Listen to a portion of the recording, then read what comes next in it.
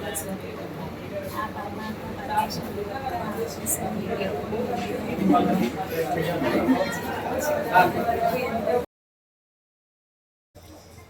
170 యాక్ట్ని ముఖ్యమంత్రి గారు ఆయన సభాపతి స్థానంలో ఉన్నటువంటి అయ్యన్న పాత్రుడు గారి ద్వారా ఆ రోజు ఏ రకంగా వ్యాఖ్యలు చేశారో మనం గతంలో కూడా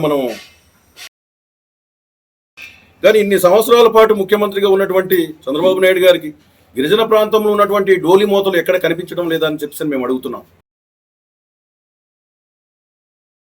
ప్రజలందరూ కూడా భయభ్రాంతులకు గురవుతున్నారు. కాబట్టి ఈ చంద్రబాబు నాయుడు గారి పర్యటనని, ఈ ముఖ్యమంత్రి గారి పర్యటనని మేము ఖచ్చితంగా వైఎస్ఆర్ కాంగ్రెస్ పార్టీ మేము అడ్డుకుంటాం. అలాగే మిగతా ప్రజా సంఘాలందరితో కలిసి ఆయన పర్యటనను అడ్డుకుంటామని చెప్పేసి కూడా ఈ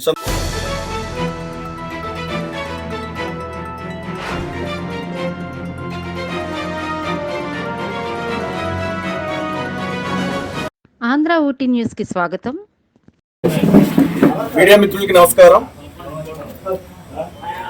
ఈ నెల అంటే ఆగస్టు 9వ తారీఖున ప్రపంచ ఆదివాసీ దినోత్సవం సందర్భంగా ఆంధ్రప్రదేశ్ రాష్ట్ర ముఖ్యమంత్రి నారా చంద్రబాబు నాయుడు గారు పాడేరు వస్తున్నట్లుగా ఈ పత్రిక ద్వారా తెలుసుకున్నాం. అయితే చంద్రబాబు నాయుడు గారు పర్యటన అంటేనే మాకు భయమేస్తుంది. ఎందుకంటే 2014లో ఆగస్టు 9వ తారీఖున విశాఖపట్నంలో ప్రపంచ ఆదివాసీ దినోత్సవం సందర్భంగా ఆ రోజు విశాఖపట్నం వచ్చి జివో నెంబర్ 97ని తీసుకొచ్చి బాక్సైట్ని వెలికి తీయాలనే ఉద్దేశంతో ఆ రోజు ఒక జివో తీసుకొచ్చారు. అది తర్వాత వైఎస్ఆర్ కాంగ్రెస్ పార్టీ అధికారంలోకి వచ్చిన తర్వాత మొదటి నెలలోనే అది జీవోని రద్దు చేయడం జరిగింది అనుకోండి. అయితే చంద్రబాబు నాయుడు గారికి మేము కొన్ని విషయాలు తెలియజేయాలనుకుంటున్నాం. ప్రధానంగా మా గిరిజన ప్రాంతంలో ఉన్నటువంటి ప్రధాన సమస్యగా ఉన్నటువంటి జివో నెంబర్ 3ని ఎన్నికల సందర్భంగా ఎన్నికల ముందు అరకువేలు వేదికగా వచ్చి ఆ రోజు ఈ జివో నెంబర్ 3ని ఖచ్చితంగా మేము పునరుద్ధరిస్తాం, లేదంటే ప్రత్యామ్నాయ జీవో అయినా సరే ఆ రోజు తీసుకొస్తామని చెప్పేసి చంద్రబాబు నాయుడు గారు మాట ఇవ్వడం జరిగింది. ఈ జివో నెంబర్ 3 కారణంగా ఈ స్పెషల్ డిఎస్సి అలాగే ఆయన పుట్టినరోజు సందర్భంగా మెగా డిఎస్సి అని చెప్పేసి డిఎస్సి తీయడం జరిగింది. అంటే ఆ డిఎస్సి సందర్భంగా ఈ జివో నెంబర్ 3 కారణంగా వేలాది పోస్టులు మా గిరిజన ప్రాంతంలో ఉన్నటువంటి నిరుద్యోగ యువత అంతా కూడా నష్టపోవడం జరిగింది. కాబట్టి ఈ జివో నెంబర్ 3ని ఖచ్చితంగా పునరుద్ధరిస్తారా, లేదంటే ప్రత్యామ్నాయ జీవో తీసుకొచ్చి 100కి 100% ఉద్యోగాలు ఇచ్చేటట్లుగా కృషి చేస్తారా అని చెప్పేసి స్పష్టమైనటువంటి హామీ ఇవ్వాలి, స్పష్టమైనటువంటి ప్రకటన చేయాల్సినటువంటి అవసరం ఉంది. అదే రకంగా 170 యాక్ట్ని ముఖ్యమంత్రి గారు ఆయన సభాపతి స్థానంలో ఉన్నటువంటి అయ్యన్న పాత్రుడు గారి ద్వారా ఆ రోజు ఏ రకంగా వ్యాఖ్యలు చేశారో మనం గతంలో కూడా మీడియా సమావేశంలో కూడా మాట్లాడడం జరిగింది. ఇప్పుడు 170 యాక్ట్ని నిర్వీర్యం చేయాలని ఒక కుట్రతో ఆ రోజు చంద్రబాబు నాయుడు గారు ఆయన చేత మాట్లాడించడం జరిగింది, సభాపతి గారి చేత. కాబట్టి 170 యాక్ట్ని కూడా ఖచ్చితంగా మేము అమలు చేస్తాం, పటిష్టంగా అమలు చేస్తామనే విషయాన్ని కూడా ప్రకటించాల్సినటువంటి అవసరం ఉంది. అదే రకంగా గతంలో 14 సంవత్సరాల పాటు ముఖ్యమంత్రిగా ఉన్నటువంటి చంద్రబాబు నాయుడు గారు ఈసారి 15వ సంవత్సరం అంటే 2025 సంవత్సరంలో కూడా మళ్ళీ అధికారం చేపట్టడం జరిగింది ముఖ్యమంత్రిగా.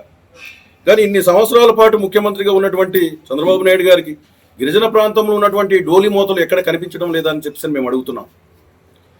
గత ప్రభుత్వంలో వైఎస్ఆర్ కాంగ్రెస్ పార్టీ అధికారులు 5 సంవత్సరాల అధికారంలో ఉన్నప్పుడు అనేక మారుమూల గ్రామాల్లో రోడ్లు వేయించి డోలి మోతలు అరికట్టే ప్రయత్నం చేయడం జరిగింది జగన్మోహన్ రెడ్డి గారు.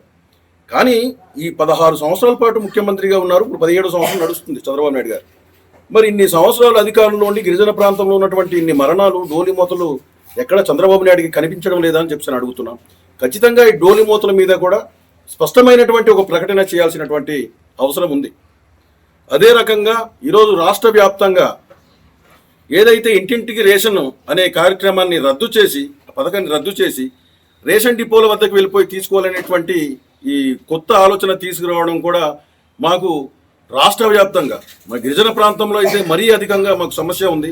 మా గిరిజన ప్రాంతంలో చిన్న చిన్న గ్రామాలు ఉన్నాయి. మా చిన్న చిన్న గ్రామాల్లో ఏదైనా ఒక ఒక జీసీసీ కేంద్రం నుంచి లేదంటే ఒక జీసీసీ డిపో నుండి మారుమూల వెళ్ళాలంటే 10 కానీ 15 కిలోమీటర్లు 20 కిలోమీటర్ల దూరంలో కూడా ప్రయాణం చేయాల్సినటువంటి పరిస్థితులు ఉన్నాయి. ఈరోజు వచ్చేటటువంటి రేషన్ 15 కేజీలో 20 కేజీలో రేషన్ పట్టుకొని అనేక మారుమూల ప్రాంతాల్లో ప్రయాణం చేస్తున్నటువంటి పరిస్థితులు మన పత్రికా కథనాల ద్వారా కూడా అలాగే మీడియా ద్వారా కూడా చూస్తున్నాం. కాబట్టి ఈ ఇంటింటికి రేషన్ అనే కార్యక్రమాన్ని కూడా ఏం చేస్తారు భవిష్యత్తులో ఖచ్చితంగా మా గిరిజన ప్రాంతంలో మారుమూల గ్రామంలో ఉన్నటువంటి మా ప్రజలకి మంచి చేసే విధంగా ఒక ప్రకటన చేయాల్సినటువంటి అవసరం ఉంది.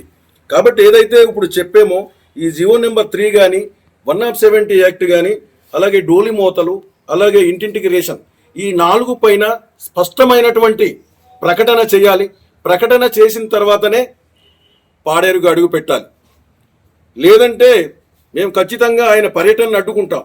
ఈరోజు మనం చెప్పాలనుకుంటే ఈరోజు చంద్రబాబు నాయుడు గారు పాడేరు అడుగు పెట్టే అర్హతే ఆయనకి లేదు. ఆయన గిరిజన ప్రాంతంలో ఉన్నటువంటి గిరిజనులకి ఏ రకంగా మేలు చేశారు ఇక్కడ అడుగు పెట్టడానికి. ఈరోజు ఒకసారి ప్రపంచ ఆదివాసీ దినోత్సవానికి విశాఖపట్నం వచ్చినప్పుడే ఆ రోజు మా మనోభావాలు దెబ్బతీసే విధంగా ఇక్కడ ఉన్నటువంటి సంపదను కొల్లగొట్టే విధంగా ఆ రోజు జీవో నెంబర్ 97ని తీసుకురావడం జరిగింది. ఈసారి 2025 సంవత్సరంలో ఆగస్టు 9వ తారీఖున మా అడ్డాకు వస్తున్నారు. అంటే ఇక్కడ వచ్చినప్పుడు ఏ రకంగా మా గిరిజనుల పాలిట శాపంగా తయారవుతారేమో అని ఇక్కడ ప్రజలందరూ కూడా భయభ్రాంతులకు గురవుతున్నారు. కాబట్టి ఈ చంద్రబాబు నాయుడు గారి పర్యటనని ఈ ముఖ్యమంత్రి గారి పర్యటనని మేము ఖచ్చితంగా వైఎస్ఆర్ కాంగ్రెస్ పార్టీ మేము అడ్డుకుంటాం. అలాగే మిగతా ప్రజా సంఘాలందరితో కలిసి ఆయన పర్యటన అడ్డుకుంటామని చెప్పేసి కూడా ఈ సందర్భంగా తెలియజేస్తున్నాం. Thank you.